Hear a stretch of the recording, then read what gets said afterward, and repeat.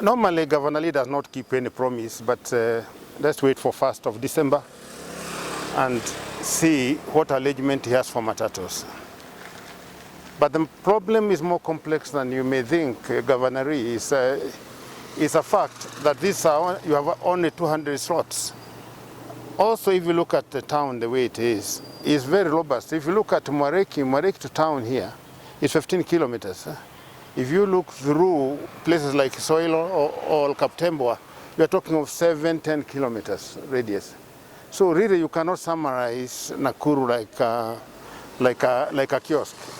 You need to not just open up that terminus, but also come and give us a clear timeline. When are you bringing town service, which is every service, so that the people who are in Kaptembwa, the people who are in Mwareki, the people who are in Dunduri, the people who are coming all the way from Kabarak side and so forth, are able to enjoy services equitable to your city status. At least, since I hear they are voting you out in next year, it will be good leaders. We can remember you when you came, just like Nyayo Bus. At least you tried. For now, that is little, very little, and little too late. Try and think positively about these investors. From their old terminus, where they used to be, you can still have 2 slots, 3 slots. Let Matatu men park there. Then people can terminate their trips at a particular office, just like the London taxis. There is no need of lumping everybody there. Then there will be a register connectment, the toilets, the security problem. You already have a big group of people there who are demanding 50 shillings per passenger who comes over there, so they can allocate him a seat. That can be avoided. Just open the town. Let those vehicles be serious vehicles coming to town. Open 2 slots. Nobody will be circling around, and the whole thing is orderly. This is a very young town compared to some of the big cities. And by the way, I've been to over 225 cities around the world. I know what I'm talking about. And more so, ask the railway people. They have a big chunk of land here. Historically, they bought that land from nobody. So it is still our land. Let us open sensible termini along the railway, so that people who come, or what they call, like if you go to Holland, for instance, Rotterdam, what they call a general station.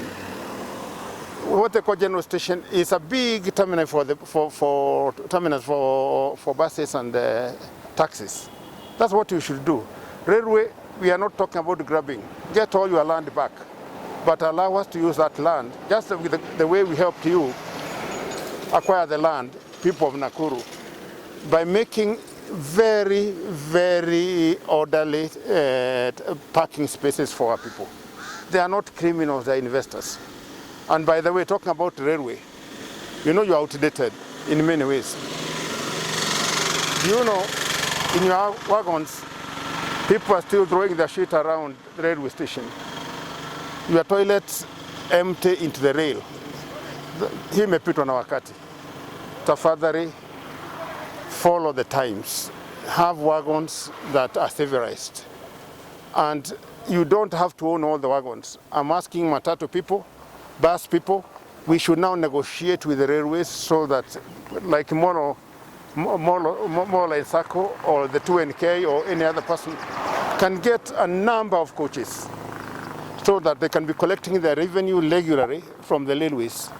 And these can be gotten like from Spain, there are quite a number, from India, from US, from Japan, there are quite a number of coaches.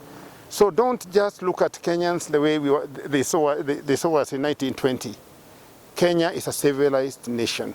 It is hard to imagine that up until now you're having your cholera and you go to a toilet in a coach and all that stuff lands on the rail. Hiyo imepitwa na wakati. Angekuwa amefanya daraja by now. Angekuwa amefanya zebra crossing.